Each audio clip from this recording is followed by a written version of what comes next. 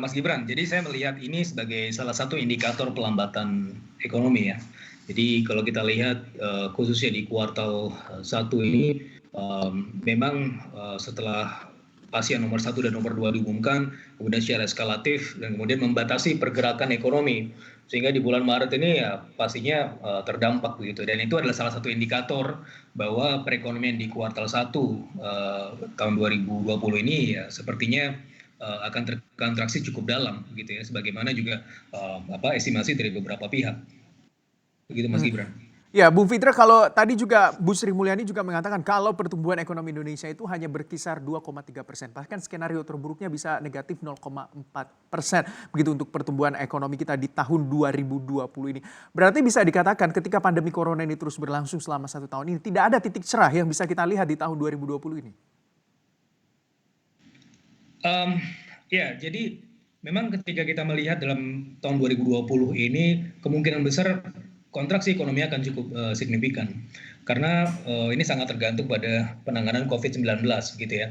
Tetapi kalau kita melihat secara empiris di beberapa negara-negara lain atau bahkan kemudian kita belajar dari pengalaman Spanish flu di tahun 1918, ada di pengalaman Amerika Serikat bahwa kota-kota yang melakukan containment policy dengan baik itu employment rate-nya itu meningkat dan kemudian mortality rate-nya turun gitu ya. Jadi secara di jangka panjang perekonomian kita memiliki potensi untuk bouncing lagi gitu. Asalkan memang tadi sebagaimana yang Ibu Sri Mulyani sampaikan, jangan sampai kemudian virus corona ini bertahan lama hingga beberapa bulan depan. Nah, kalau itu yang terjadi maka skenario terburuk.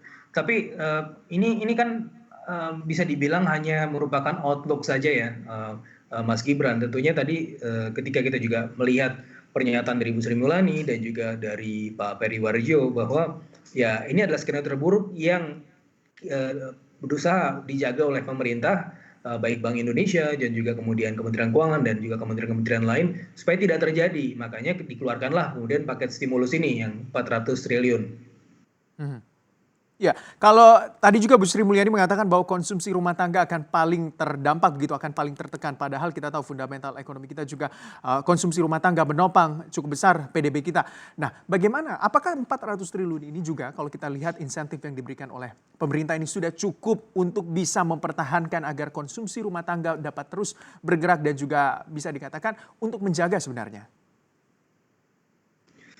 Ya, kalau dibandingkan dengan negara-negara lain, misalnya Amerika Serikat, mereka 10% dari GDP, 10,5% dari GDP, paket stimulusnya.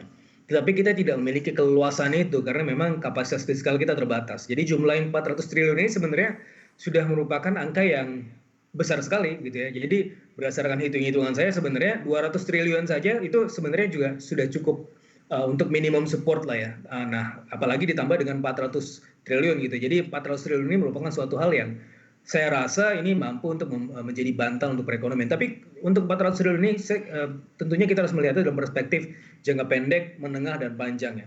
Jadi di jangka pendek, kalau kita bicara mengenai keseluruhan stimulus ya, stimulus ini tidak akan banyak berarti kalau perekonomian tidak jalan gitu. Kalau perekonomian tidak running, ketika orang-orang tidak berinteraksi, tidak ada transaksi ekonomi, yang mana sekarang kan semuanya serba dibatasi kan. Tapi itu tidak masalah gitu kan, karena memang kita tadi mengejar keuntungan di jangka panjang, nanti saya akan jelaskan. Tetapi di jangka pendek ini yang perlu kita jaga adalah dua kelompok. Yang pertama adalah petugas kesehatan beserta fasilitas-fasilitasnya, itu kan juga ada di paket kebijakan tersebut sekitar 75 triliun untuk petugas kesehatan, alat-alat kesehatan gitu ya. Dan ini yang paling dibutuhkan di jangka pendek. Yang kedua adalah untuk menjaga agar orang-orang miskin atau rentan miskin itu tetap layak gitu ya kehidupannya gitu